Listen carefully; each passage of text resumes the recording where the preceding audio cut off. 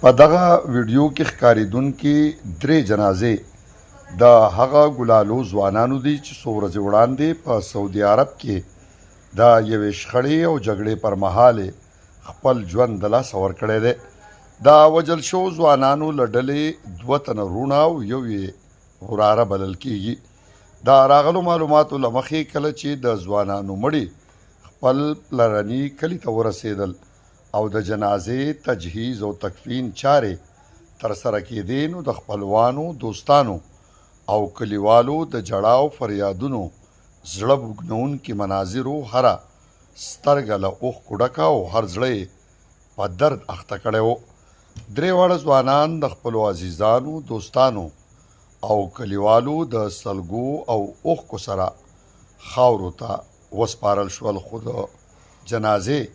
د هرې شیبې سره یو دردونکی سوال د خلکو په زړونو او ذهنونو کې هم راولاړېدو چې که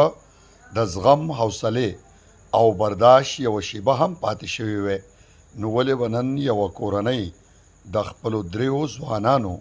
د مړینې په ستر غم کې ناسته وه، او ولې به ټول کلی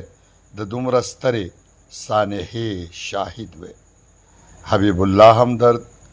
انډس نیوز نیټورک، ماټا، برسوات.